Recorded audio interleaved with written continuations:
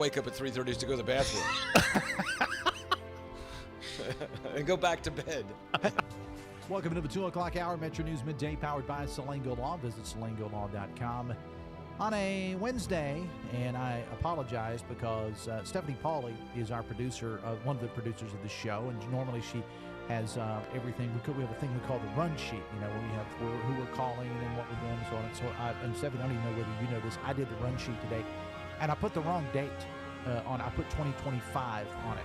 Because how many of us in modern day actually write the date out anymore? I mean, you did it when you were in school, you did it back when people wrote checks and whatever. This may have been the first day that I have written the date down, and I was responsible for putting together the sheet. And my co-host, the lovely and talented AB, starts the show by saying January 24th, 2025, because she read it directly off the sheet. And it is indeed the year of our Lord, 2026. Oh, yeah, he did find something out. Something, you're related to Thomas Jefferson? Well, no, I'm not related to Thomas Jefferson, but I am related to Samuel Kercheval, who was a historian. I'm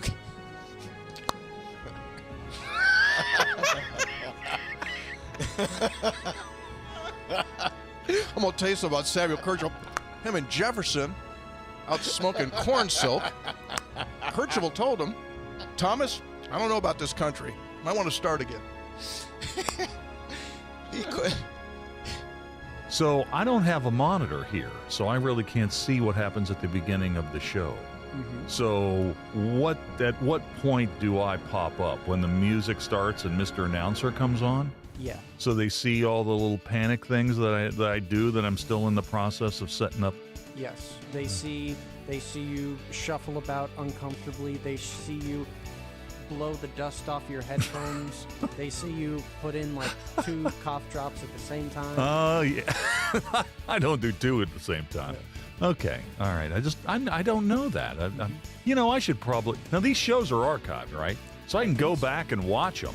Yes. So I could like live this show in real time and then go home and, when I say something to Linda like, hey, did you hear when I did this? And I don't watch it. Well, let's get in front of the TV and watch me do it again for 3 straight hours. Yes, it's archived just like the audio podcast. Ah, that's right. And see, this is the thing that gets the NCAA in trouble, when it goes to court here. Is there a clock or not? Greg, we talk about the clock all the time. Mm-hmm. If he began in 2019, the clock should have run out, whether he's played the 4 years or not. And that's part of the argument, because some guys go right through the clock, right? TJ Finley, we've mentioned many times on this show. 7th team coming up this year. He's playing for Incarnate Word. He's played 7 seasons at 7 different schools. Now, why hasn't his clock started? Why doesn't he have the 5-year clock? So if you're Aguilar, I get it. He just bouncing him off the ropes. Somebody save this man. Oh, my Lord. Oh.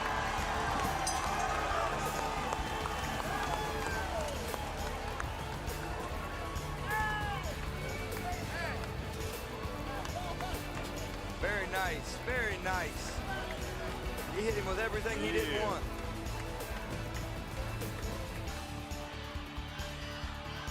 Ten seconds remaining. It'll be a direct snap here.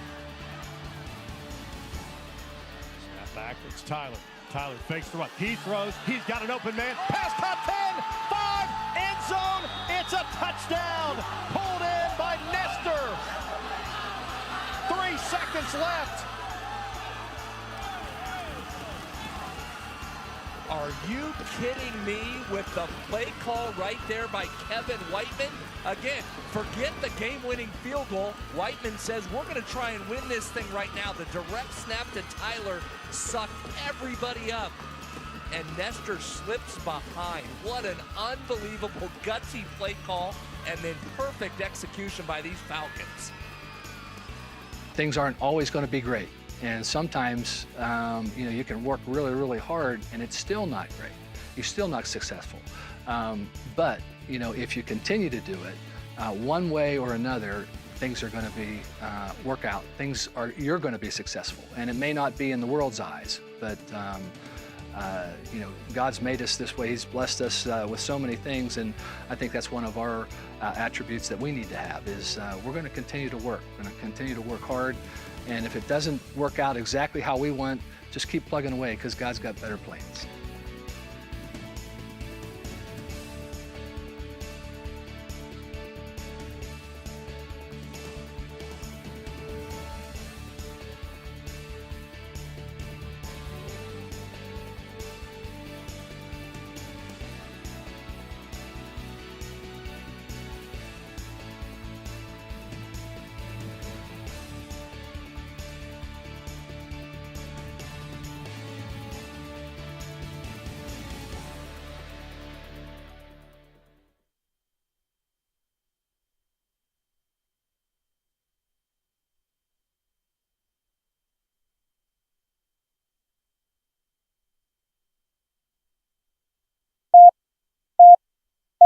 5, 3, 1. Rag 57! Rag 57! Hot, hot! I don't believe what I just saw! Bill McKenzie kicks a 38-yard field goal on the final play of the football game. 5 seconds left in the game. Do you believe in miracles? Yes! It is a great night to be a Mountaineer wherever you may be. From the home of the state's land-grant institution, inside the Health Plan Studios, in the Dale B. Miller Building in Morgantown, it's time for the state's most listened-to sports talk show. This is the CityNet Statewide Sportsline. CityNet, cybersecurity experts for the digital age. And now, across the state of West Virginia and beyond, Sportsline is on the air.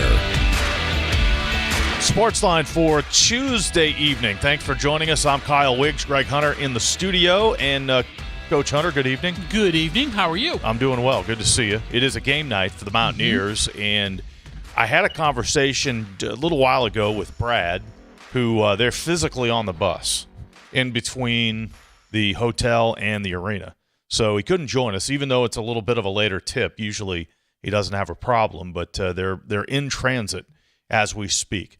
So we decided to go ahead and have the conversation, and we'll listen to that coming up in just a couple of minutes. So that's the first big story of the day. The second big story of the day is not the start of spring football quite yet. That's coming up this weekend, but head coach Rich Rodriguez gave us all a primer today. Yeah, I met with the media this morning, and I always view that as the true start of football. Like you said, they won't be on the field until Saturday, but gave us the synopsis of how off-season workouts have gone for his club, and then, took a bunch of questions, 32 minutes in all, start to finish at the Pushcart Center for Rich Rod and his second spring set of drills since he returned to WVU. So we've got a number of cuts from that, and we'll dig into it a bit after we hear from WVU's head coach. Also, news from baseball. This is a bit strange, but of course you probably heard the news by now, but pitcher Chase Meyer, who was WVU's lone preseason All-Big 12 conference selection, is no longer with the program. Statement released by Mountaineer coach Steve Sabins, pretty straightforward. Junior right-handed pitcher Chase Meyer is no longer with our baseball program.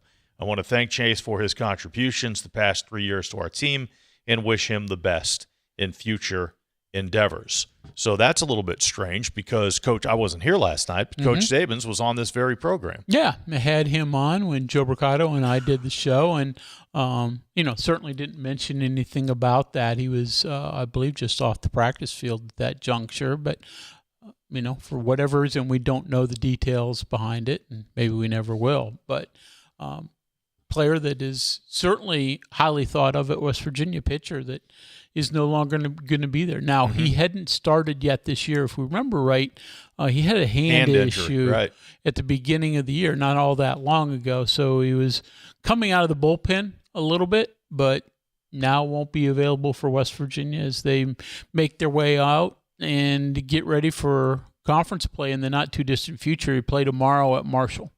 Wasn't officially removed from the roster until today. I mean, he was still on the roster as of yesterday. And, again, the coach was on the show and discussed the changes in the schedule with West Virginia was scheduled to host Radford today and tomorrow, but obviously that team dealing with a terrible tragedy.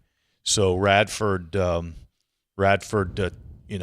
with reality and with life. So they didn't make the trip, and West Virginia replaced the two with the one game for Marshall. And I'm sure they'll probably be hunting another midweek game as the season moves along to replace that game. And who knows, but at some point Radford may be in a position to make that trip up here for a single game, or maybe more if West Virginia has another game that they lose to the weather. But again, so no games with Radford today or tomorrow at home, but West Virginia will play at Marshall on Wednesday, and apparently they'll play the rest of the season without Chase Meyer. So that announcement made today that Chase Meyer no longer with the baseball program. No further details given And like you said, Greg, we may not know what happened there. We'll just have to deal with it. They'll deal with it without having him the rest of the year. Yeah, one of those situations that you just move on. You wish the best for the kid, and obviously for the team as well. They've gotten really good starting pitching for the most part all season with what they do have available, and they'll have to continue on. Their bullpen did struggle in the loss on Sunday after a 6-0 lead. West Virginia gave up 7 runs late at Kennesaw State to ultimately fall in the first time to the Owls over the weekend and only time to the Owls over the weekend. So do have to make sure the bullpen is shored up. Boy, they've gotten really good starting pitching. But now they're going to have to do whatever they do without Chase Myers. Mountaineer football coach Rich Rodriguez coming up. But first, let's bring into the fold Brad Howe again. This conversation had just a little bit ago as the Mountaineer basketball team in Manhattan, Kansas, in transit as we speak between the hotel and the arena. And Brad talked about keeping up that momentum. West Virginia snapped its 3-game losing streak with the resounding victory, 79-71, over a ranked BYU team at the Coliseum on Saturday, and obviously it's crucial to keep that momentum going. Keeping the momentum is, absolutely critical for this team, and I think what you're looking at is you came off your best offensive performance, not just in how it looked, but if you go analytically, it was the best points per possession offensively all season in Big 12 play, so you've got that. The offense was working exactly as it's designed to. You were making shots, and I think most importantly, offensively, I think we've seen by now there's a couple keys. When West Virginia gets good spacing, so if you're watching the game, you'll see when guys are spread out around the court, that creates those driving lanes. And when somebody other than Honor is making shots, that generally bodes well. We saw Jasper hit an early 3. We saw DJ Thomas so good in the first half. So when those guys are scoring, that's usually a good sign for West Virginia. So can you keep that going here on the road at Kansas State? Defensively, West Virginia gave A.J. Devonsa all he wanted. That's one of the games where Devonsa has struggled the most in Big 12 play all season. So West Virginia was so good on both ends. Needs to continue it tonight against a K-State team that's just in a different spot. We know Jerome Tang was fired a few weeks ago. Matt Driscoll came in and is trying to keep this thing together down to the finish line here. I think the one thing that concerns you as you head into this game is you can't assume Kansas State is laying down. I think you're going to still get a good effort, and they've got so much talent on the offensive end, namely P.J. Haggerty, that's a guy that if he shows up tonight and is able to get his shots, that could turn into a real game tonight here in Manhattan. The defensive job done on Haggerty the first time around, and West Virginia beat K-State 59-54. That was another one of those comebacks. West Virginia was down in the final 5 minutes and rallied to win that game. But Haggerty was held scoreless in the first half. The job Jasper Floyd did on him. Now, he did get 16 in the second half, but held under his season scoring average. Yeah, correct. And so one of the things, and listen, we're like a broken record. When you go into a game and the other team has a really good guard and you're going to put Jasper Floyd on it, after the game we're going to come out saying that the other opposing guard had a really tough night, and this was no different. And there were a couple things. One of the things that Jasper did so extremely well, it's one of Ross's core tenets. The guard without fouling and guard while showing your hand so they can't get you on a bunch of reaches. Haggerty is one of the best in the country, and he's right there with A.J. Devonsa in two of the guys that draw the most fouls and get to the line the most of anybody in the Big 12. And they both do a very good job, almost NBA-esque. When you cross your hands over instead of having them up and visible to the officials, as soon as you extend them, both of those guys do an excellent job of coming up through you, drawing contact, and then trying to get a shot up, ultimately getting to the line. Jasper was elite in the first matchup with Haggerty, showing his hands, not going for that fake, and it ended up into Haggerty flailing a lot in the lane and just throwing up some wild shots, and he wasn't getting calls. K-State only went to the line 4 times in that game for the entire team. Never mind, Haggerty didn't get there. So, yes, that's a critical part tonight is guarding Haggerty without fouling and letting him get easy points at the line as he likes to do. That was one of those games, and talking more about Jasper Floyd, that was one of those games that shows you, as you watch this team, how valuable of a guy he is, doing things that don't necessarily show up on the box score. Defensively on Haggerty, and another one of those games where you had 5 assists and just 1 turnover. Mm-hmm. Yeah, you're exactly right. I think he's had one of the more underrated seasons of any player in the last few years. And you mentioned the first part, his on-ball defense on the other team's best guard. I could go back all the way to the start of Big 12 play and give you 6, 7 examples of where he's been great. But you're talking about a guy that's 13th nationally out of 2,300 players in steal rate in college basketball. You're talking about a guy that's in the top 10% of assist rate. You're talking about a guy that's in the top 20% of all players in effective field goal percentage. So this is a guy that's had a tremendous season, and he's a guy that Ross Hodge told us this summer that he trusts as much as any player he's ever had. He's just in the right spot so much more often than not. And you mentioned that first game where he just did a little bit of everything. The 4 rebounds, you mentioned the 5 assists and the only 1 turnover, and only had 4 points, but contributes so much to this team. So he's critical, and that's why, I start with him tonight because Haggerty's the wild card here. He's a guy, second-team All-American last year at Memphis, an elite scorer, but he's a guy that as much as he shot before Jerome Tang's release, he's shooting it more after him, and that's what gets scary. An elite scorer, if he gets going, he's got the ultimate green light. He's shooting even more than he did originally. So, the job that West Virginia does on him, first and foremost Jasper, and then secondarily, Amir Jenkins is going to get some minutes tonight and have to be matched up on him. So those 2 guys on Haggerty tonight, if you're looking for one big key, it's that. How much can you control him tonight? That first game against Kansas State, it was another step forward for Trace and Eaglestaff as well. That was the game where he had that huge put-back basket that led to a 3-point play that was instrumental in West Virginia coming from behind there in the final 5 minutes. And Eaglestaff finished that game with 12 points and 9 rebounds. And we talked about the second half of the Big 12 season, the evolution of Trace and Eaglestaff, and that was a big example in his improvement. You're right, Kyle. 3 of those 9 rebounds were offensive, including the big one that you just mentioned there and the putback. He struggled a little bit from 3 in that game, just 1 of 6, but he was 4 of 6 from 2-point land. So that's another thing to watch tonight is his ability to get to the rim, but I will caution West Virginia fans on this one. K-State played that game without 6'9" Cameron McGriff, who's an important part of that K-State team and gives them an inside shot-blocking presence.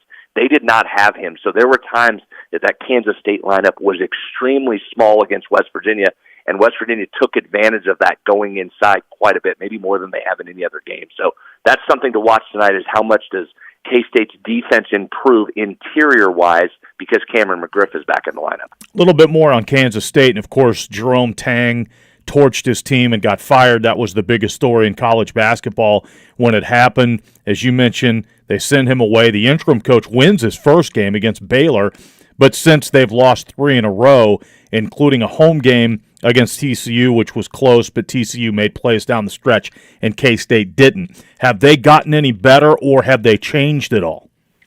Yeah, they haven't really changed. They kind of are what they are at this point, and they had that short bounce as soon as Tang was released, but they've kind of settled back into a team that's really struggling, and it's a group that's last in the Big 12 in offensive efficiency, last in offensive rebounding percentage, last in free throw attempt rate, second to last in effective field goal percentage. They turn it over a bunch. So it's a team that just on paper has not looked very good. So it's certainly an opportunity here for West Virginia. But again, there's always just that trepidation against these teams when you go in, because when they're talented like this, even when they're not playing well, is this a night they just decide to play? And if you let them hang around here for a half or so, do they start to say, hey, listen, we can go win this game here. Might as well go ahead and do it because we're here. So I think that's one of the concerns you have. It's not too different of a style from what we saw against Oklahoma State that was kind of in a similar position, a team that hadn't won a lot of games, but you let them hang around. They were making some shots, and then they just decided, hey, we might as well play this whole game. Similar to that, this is a team in K-State that wants to get up and down. So that first game, you made them play exactly like you want to play, and you won a game 59-54. If you can keep that suppressed and get them to miss a bunch of shots as they have, limit their offensive rebounding, and again, as I just said, they haven't been great in that category, I think you can control the pace of this game, and that probably ends up well for you.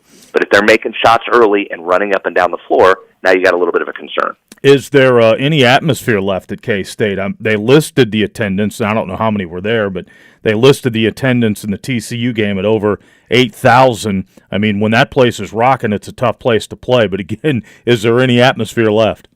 It's a good question. I'll tell you here in a couple hours. But I would be surprised, Cal, because as you know, those numbers that are announced are usually tickets distributed. There was not 8,000 in that building based on how it looked on TV. weeknight game, 7:00 start here. I'd be surprised if it's packed. But as we've seen, even small crowds can make some noise if they get going. But I think this is another opportunity to go on the road, and frankly, you let two of those get away. There wasn't much of an atmosphere at TCU. There was almost no atmosphere at Oklahoma State, and it didn't matter in terms of walking out with a win. So I don't expect much of one tonight, but as we've just seen, that doesn't necessarily translate into an automatic win.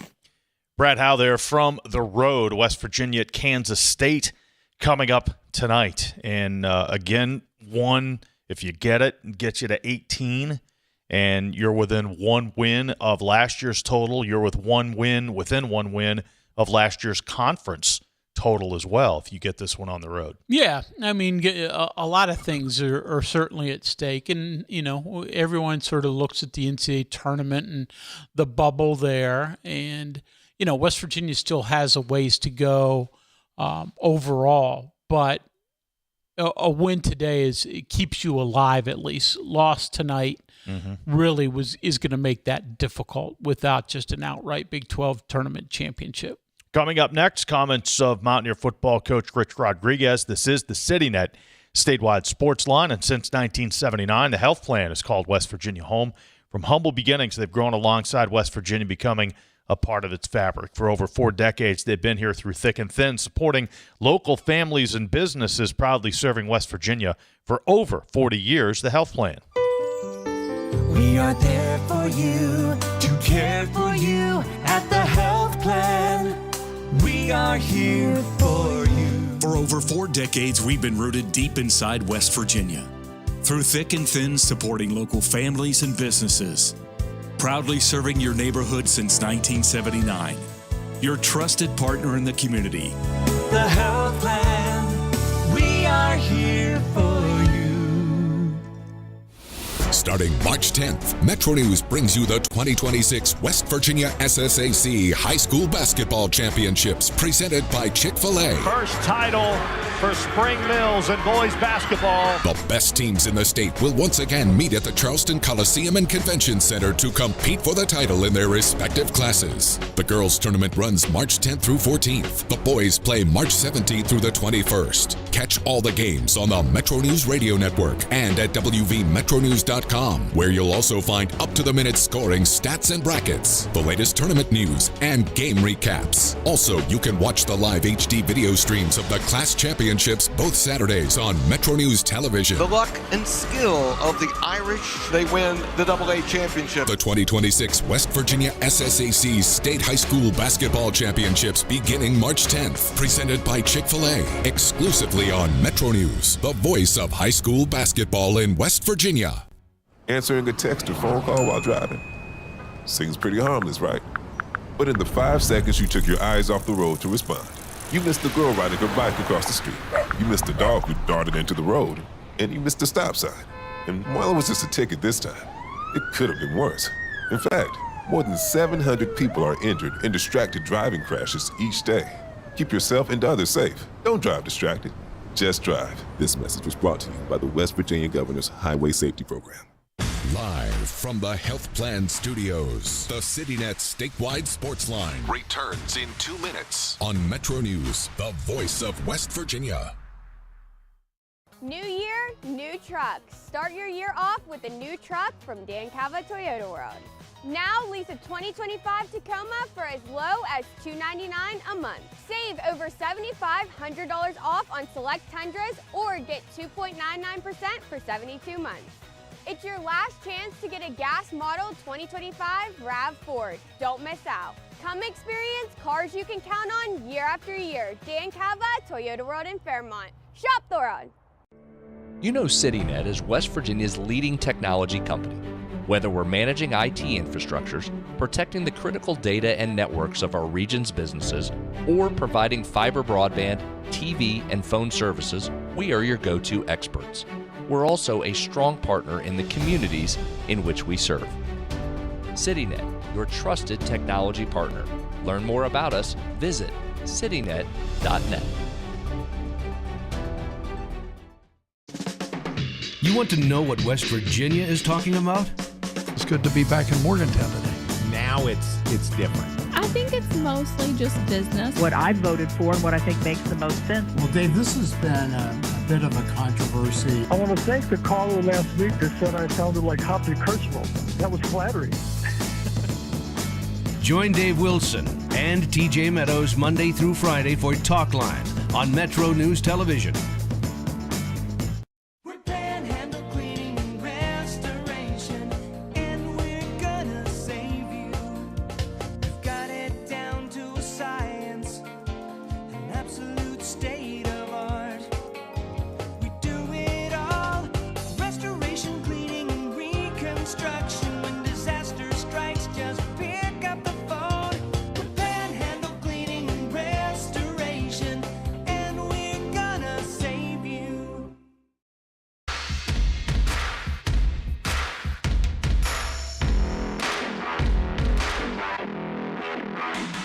Tuesday night on the Sportsline, football talk for the first time in a while. Oh, you know how I am. Once that began, I was giddy. So yeah, starting to get into some football. Like you said, spring practice starts on Saturday, and a lot of discussion today about the many newcomers. And we got a few names. It wasn't necessarily a name-driven press conference, and I'll take blame for that in terms of the media. We didn't ask him a whole lot about names, but he got into a lot of newcomers, and for the most part, it sounded like he was positive about what he's got on hand. All right, let's hear from the coach, his early impressions of this rebuilt roster.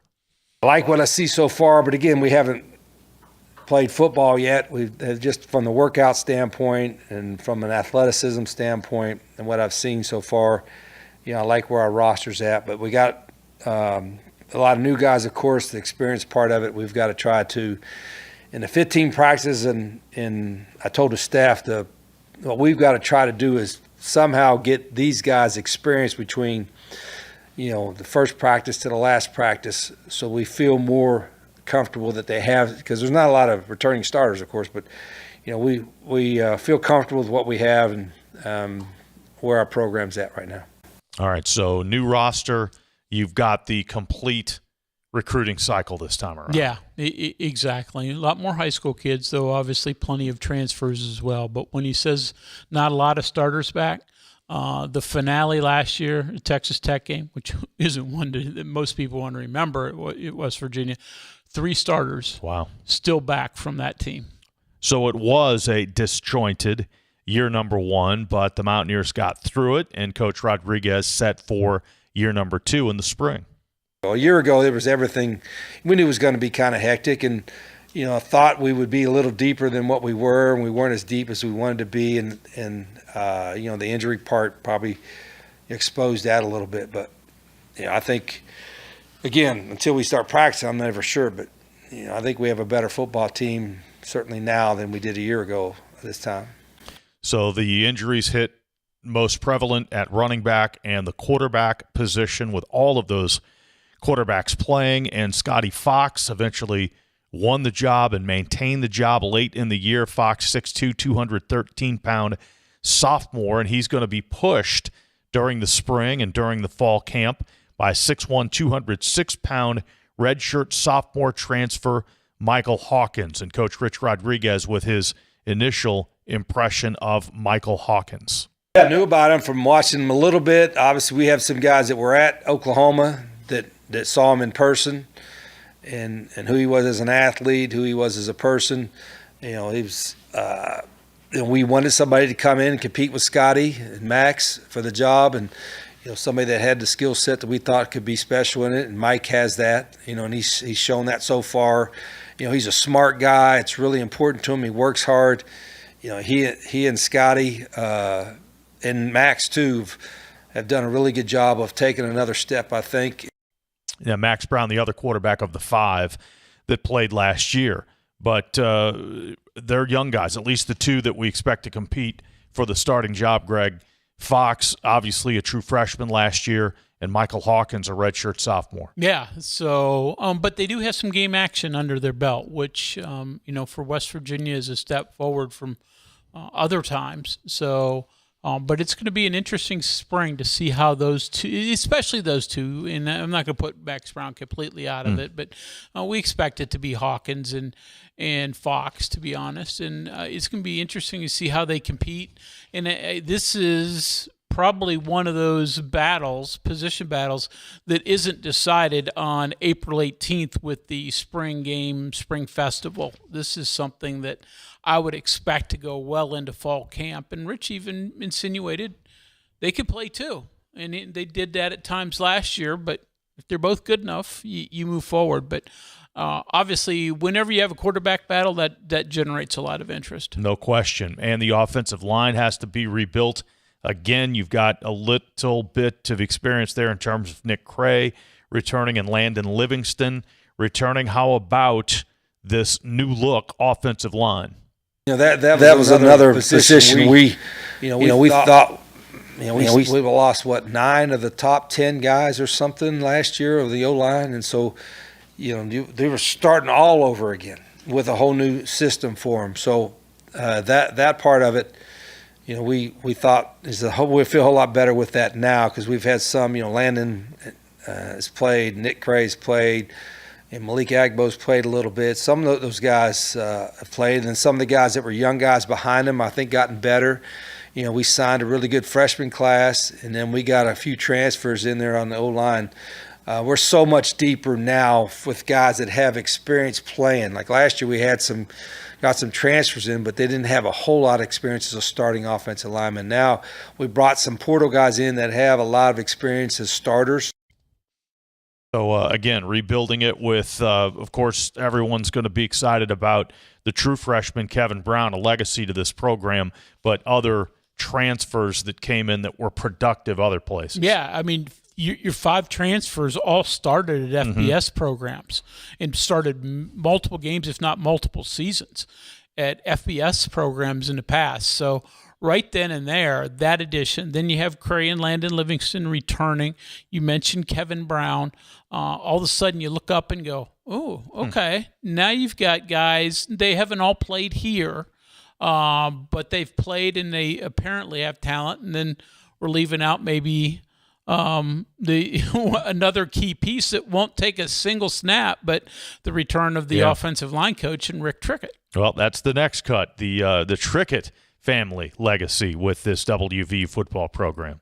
Well, I hired Chance because I wanted some NFL scouting experience. He'd done it for 12 years, and how the system, how they go about scouting and evaluating prospects and all that, because we're not just evaluating high school guys, we're evaluating other college prospects, guys that are got in the portal and all that. So Chance's experience has already helped. We revamped how we evaluate, how we grade guys, both on high school and in a portal era, and he's played a big part of that. And then Rick, of course, have been we've worked together a lot, and I think he's the preeminent offensive line coach in college football, and that has been for a long, long time. He knows the system, and he knows how to get the best out of his players. So it's been really good to have him. And, of course, Travis is on the staff and doing a great job as well. So Rick Trickett back where he belongs. Yeah, Rick Trickett is returned. Travis was already here. Chance, the middle of the 3 sons. Of course, Clint was hired in this offseason, but as the offensive coordinator at Maryland, he's the only one of the Trickett boys that's not on staff right now. But Chance had been a longtime NFL scout. I used to run into him. West Virginia was wherever, maybe even at home, he'd come in, evaluate players. And so Chance has been in the NFL ranks for a long time. So now he's doing the player personnel type stuff at the college level, which we know, the games come closer and closer to the NFL. So the evaluations are much closer to the pros than the old college days. All right. So Coach Rich Rodriguez talked a lot about culture when he took the job for a second time and then went out and recruited a roster. And they've done that again. So establishing that culture despite the second consecutive year of roster turnover, how big of a challenge is that? I thought that group helped us. Even the seniors, the 6-month guys, whatever we had last year, helped us establish that for this year. And there's enough returning players that have been in our program for the last 12 months that are helping us move forward with it too. So it wasn't all bad. I mean, it was more bad than good, but it wasn't all bad. So again, 4-8 is the record, and roster churn continuing. Yeah, I mean, kids last year tried. I mean, Yes, talent wasn't necessarily there, and obviously experience was minimal. And then you had really bad luck with all the injuries. I mean, 4 quarterbacks, 6 running backs missed significant time for you. So some things you just can't overcome.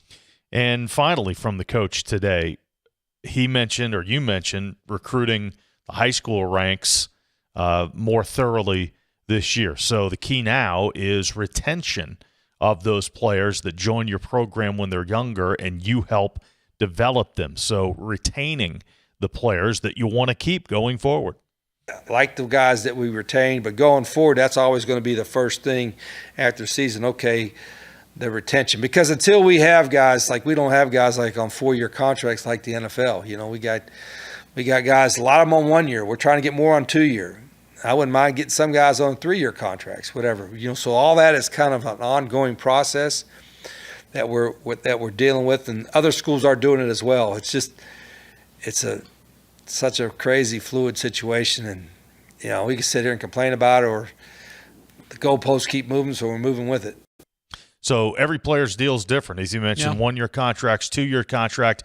It didn't appear that anybody's on more than that. No, sounds like that's sort of the extent or the top end of it, though, as he said. I wouldn't be surprised if at some point they don't go that way. But it's just so hard to believe we're talking about length of contracts with college players, but that's where you are anymore. And if you want to have that kind of retention and continuity, signing younger players to multi-year deals, NIL deals, rev share deals, helps that. And you're not going to have what you used to have in terms of your overall retention. But certainly where West Virginia has been in recent years, football, basketball, I don't care what it is, it's not sustainable to have high-level success when you're having that kind of roster churn each year. So big freshman class, if you can keep a good bit of them and your best of them, then that gives you opportunities moving forward. 304 Talk 304. We'll check the text when we return. Your thoughts of what Coach Rodriguez said there, your thoughts of the WVU Kansas State matchup as well. 304 Talk 304. We'll get to the text line when we return. When it comes to cybersecurity, blind trust is a bad idea. CityNet helps businesses avoid risky connections with proactive monitoring, threat detection, and expert local support. Learn more at citynet.net today. Winter in West Virginia can bring snow, ice, and everything in between. But while the weather changes, your internet shouldn't. CityNet Gig Fiber is 100% West Virginia owned and built for reliability, delivering fast, symmetrical speeds that outperform satellite and cable, especially in tough weather. And right now, new residential customers can get 50% off any internet plan for 1 full year, with plans starting as low as $25 a month and speeds up to 10 gig. Check availability at your address. Visit citynet.net today. Hi, I'm Chris Lawrence. Make plans to join me this weekend at the 24th Annual Fishing, Hunting, and Outdoor Sports Show presented by Can-Am at Milan Park in Morgantown. Over 200 vendor booths and 100,000 square feet of shopping, all under one roof. Huge savings on everything outdoors, plus great prizes and seminars. And kids fish for free in the Academy Sports Trout Pond. The state's premier Fishing, Hunting, and Outdoor Sports Show is back this Saturday and Sunday at Milan Park in Morgantown. Doors open both days at 9 a.m. We are there for you, to care for you at the health plan. We are here for you. At the Health Plan, we are here for you, and we have been one of the most trusted carriers for over 40 years. Headquartered right here in West Virginia, providing exceptional health coverage and local customer service. The Health Plan, we are here for you. Live from the Health Plan Studios, the CityNet statewide Sportsline returns in 2 minutes on Metro News, the voice of West Virginia. When I was heavy, being on my feet all day seemed like torture. It makes you feel defeated. I'm just gonna be like this for the rest of my life. But then I thought, I'm done acting like that. I'm not going to be like that anymore. Bariatric surgery at WVU Medicine helped me lose 265 pounds. It's always been my goal to have my own place. I want everyone to feel welcome here. I would never have been able to do all these things before without WVU Medicine. New year, new trucks. Save over $7,500 off on select Tundras or get 2.99% for 72 months. Come experience cars you can count on year after year. Dan Cava, Toyota World in Fairmont. Shop the road. Download Metro News Television on your iPhone or Android. Search Metro News Television in your app store. Create an account today to get alerts and watch all live and archived content. Download now. You own a boat because you love spending time on the water. Choose the outboard that allows you to make the most of it. Honda Marine's legendary reliability, ease of maintenance, and powerful performance keep you going strong. And they're all backed by the peace of mind protection of the industry's best limited warranty. Visit your Honda Marine dealer today and find out why it's more than an engine. It's your time on the water.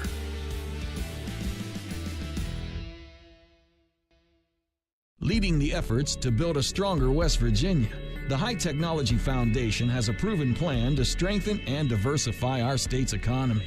The I-79 Technology Park's high-capacity infrastructure continues to attract advanced federal operations that are driving economic growth. This keeps our young, educated residents in the state and brings West Virginians home. The High Technology Foundation, building a stronger West Virginia. Learn more today at WVHTF.org.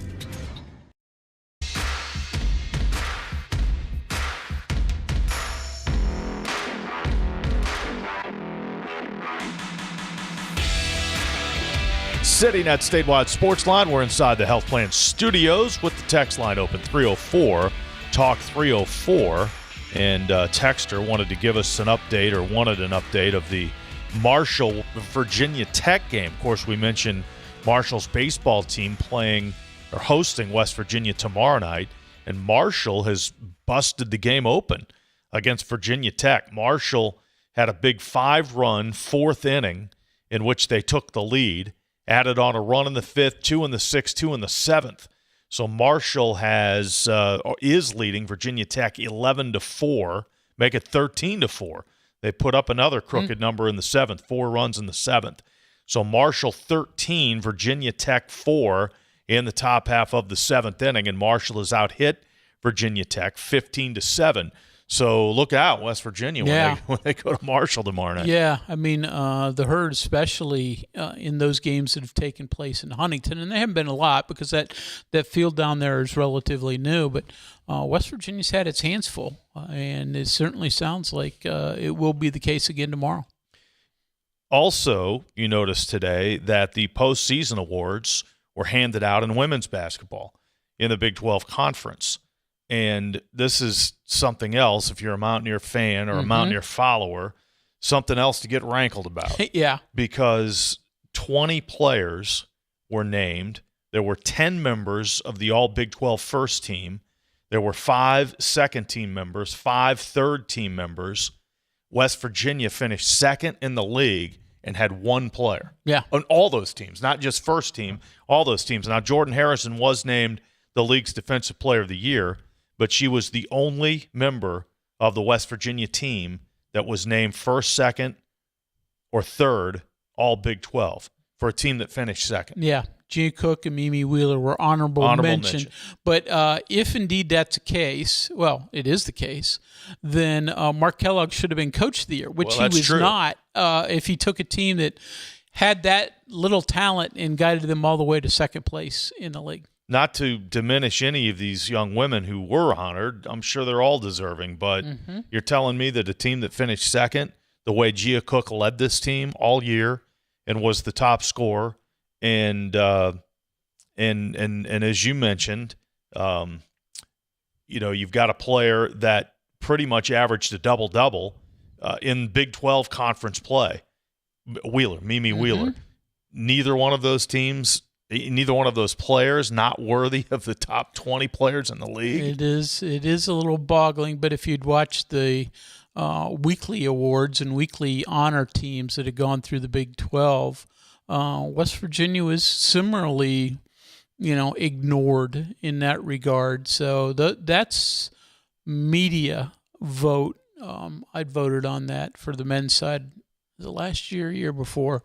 But you get a few media guys that vote on the weekly awards. This was coach voting. So whatever reason, West Virginia has not gotten a great deal of respect despite the fact that they've had an outstanding year and came in second and truthfully, 1/12 of a second, whatever, 1/2 of a second and a 3-pointer away from winning the whole thing.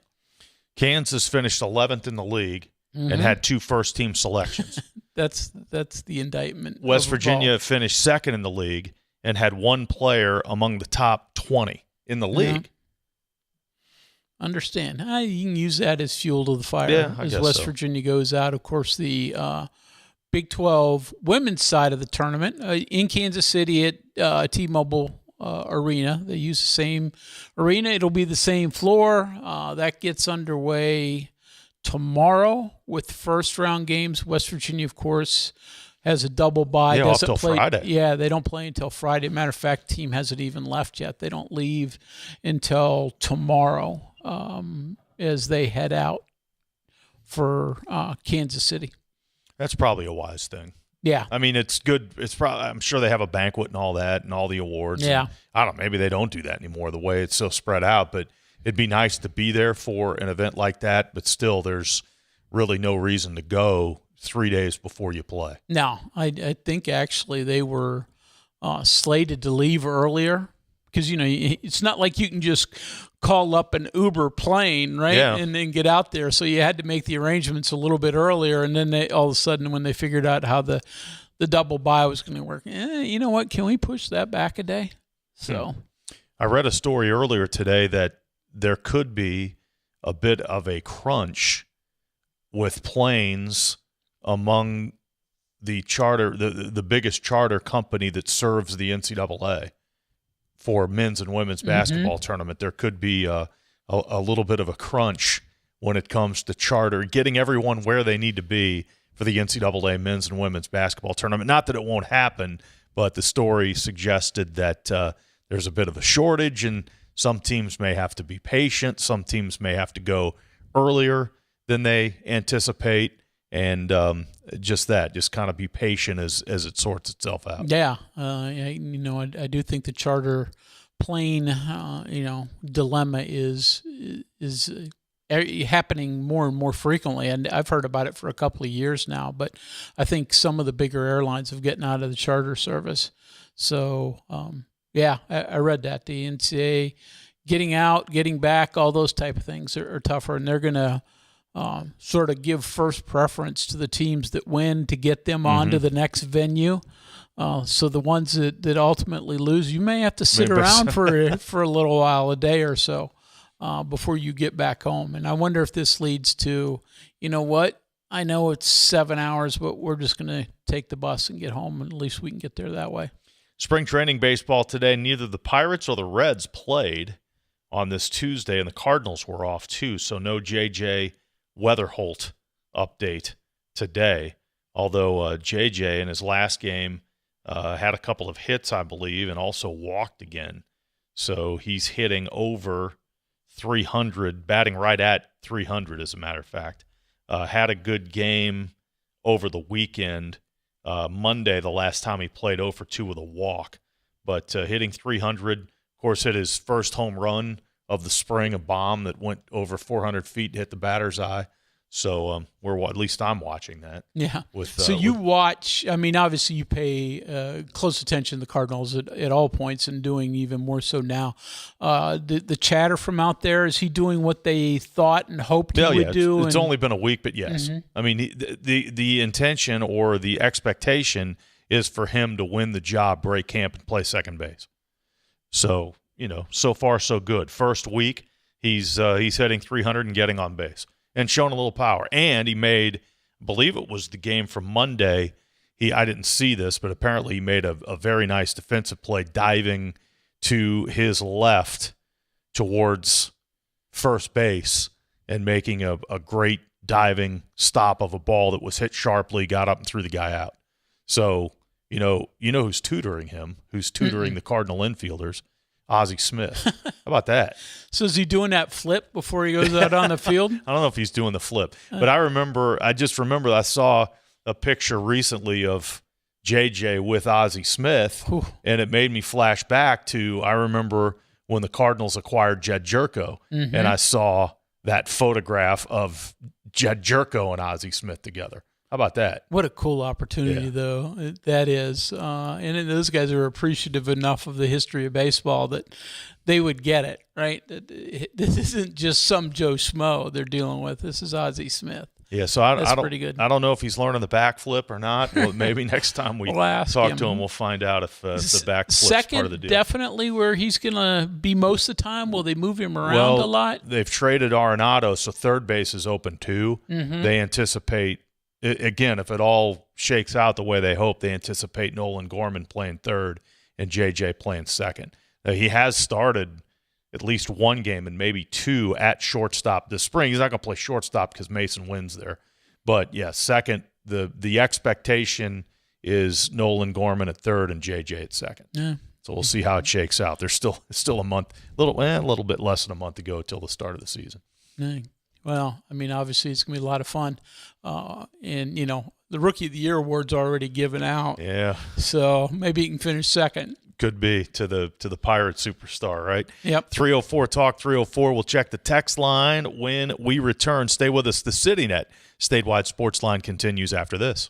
WVU Medicine Nephrology is committed to providing advanced kidney care at its primary location in Morgantown's Suncrest Town Center, and also at outreach sites in Buchanan, Clarksburg, Elkins, Fairmont, Flatwoods, Grafton, Kaiser, Moorfield, and Summersville in West Virginia, and Oakland, Maryland. Our expert team of nephrologists use the latest diagnosis and treatment methods. Call 855-WVU-CARE or visit wvumedicine.org/nephrology. If you have a child who's a junior in high school in West Virginia or know someone that does, please listen up. Here's your opportunity to win a full scholarship from West Virginia Wesleyan College that includes room, board, tuition, and fees. The 19th Annual West Virginia Scholar Program is presented by ZMM Architects and Engineers and the West Virginia Farm Bureau. The deadline is May 3rd. For details, go to wvmetronews.com to apply. That's wvmetronews.com. Remember, application deadline is May 3rd. The Mountain East Conference Men's and Women's Basketball Tournament presented by the Health Plan is back at Wheeling's Westbanco Arena March 4th through the 8th. Past men's basketball national finalists West Liberty and Fairmont State, and 2022 women's basketball national champion Glenville State will be featured. From the highest scoring NCAA Division II basketball conference in the country, visit westbancoarena.com for advanced tickets and Tournament Central at mountaineast.org for tournament information, stories, results, event schedule, streaming, and television broadcast information. Join us for the Mountain East Conference Basketball Championships presented by the Health Plan March 4th through the 8th at Westbanco Arena in Wheeling. Live from the Health Plan Studios, the CityNet statewide sports line returns in 2 minutes on Metro News, the voice of West Virginia. Hi, I'm Chris Lawrence. Make plans to join me at the Mountain State's premier fishing, hunting, and outdoor sports show presented by Can-Am, Saturday and Sunday, March 7th and 8th at Milan Park in Morgantown. Over 200 vendor booths and 100,000 square feet of everything outdoors, all under one roof. Great prizes, seminars, and kids fish for free in the Academy Sports Trout Pond. It's the 24th annual West Virginia Fishing, Hunting, and Outdoor Sports Show, March 7th and 8th at Milan Park in Morgantown. Doors open both days at 9 a.m.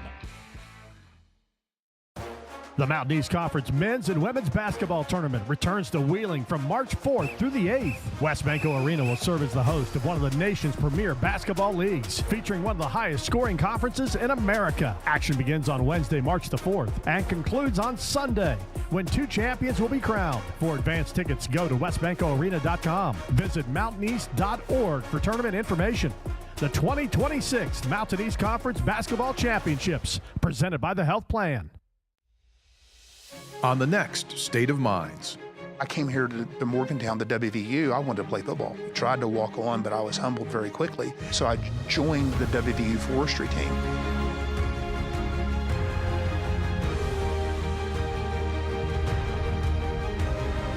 What my father taught me was the importance of hard work and the importance of sweat equity.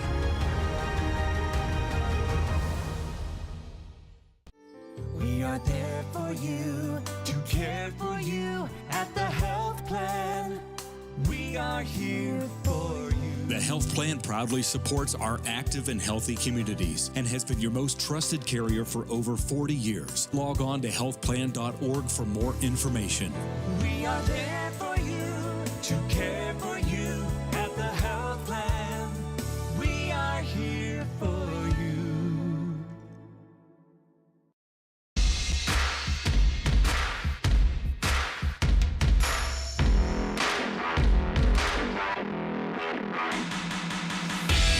Kyle and Greg in the CityNet statewide Sportsline Health Plan Studios, 304 Talk 304. Texter says that we should just let the WVU women's team use the Metro News Company jet to fly to and from the NCAA, the old Greer Lear. Yeah, there you go. I'm sorry, I'm using it to get, back and forth from home to work. I thought Joe Bricado had it to get from Bluefield to Martinsburg when he covered high school basketball. Wouldn't that be games. great if he had that? Save some miles on his car. Absolutely. 304 Talk 304. Texter says, a young man named Kurt Lyons worked for me here in Charleston many years ago. His claim to fame was he was the last person to strike out Ozzie Smith. He was only called up for a handful of games. What a story.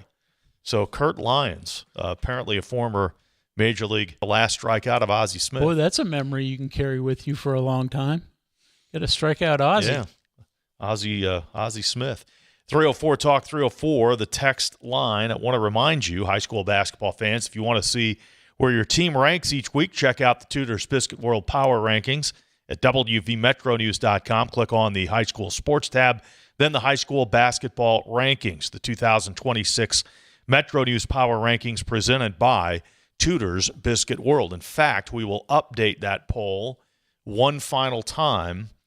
And there's a big game coming up Thursday, 1 versus 2 again in Quad A with Morgantown playing at George Washington on Thursday. So after that game is complete, after the games are complete on Thursday, going into the boys' regional games, we will update that high school basketball poll, the top 10 in all 4 classes at WVMetroNews.com. Another texter says, saw a game in 1994, saw Ozzie play. That was towards the end of his career there, as the Cardinals had acquired Royce Clayton under Tony La Russa and replaced Ozzie Smith, kind of the end of the line there. So anyway, yes, the poll will be updated at WVMetroNews.com, and tonight we'll start filling out the girls' basketball state tournament bracket. The Class AAA regional final games around the state are scheduled for tonight. So we'll have some teams qualifying for the state tournament tonight. Greg, Carey, and Joe are out there covering games. I think Joe went to the Grafton East Fairmont game. I'm not sure where Greg went, but you can look for their work. You can find all the final scores from the AAA girls regionals a little bit later on tonight at WV Quad Metro A tomorrow for the most part? Yes, Quad A. I think Quad A and Single A tomorrow, and then Double A on Thursday. So, again, all the scores at WVMetroNews.com. Got a little football talk in. That was good. A lot. We'll have a lot over the next, I think, 5 weeks. All right. Greg, thanks. We'll talk to you tomorrow. Okay. Actually, it'll be Brad and Greg tomorrow coming up on Wednesday. We'll hope you join us for the Sports Line. From the Health Plan Studios, the CityNet statewide Sports Line is an exclusive production of the Metro News Radio Network. All rights reserved.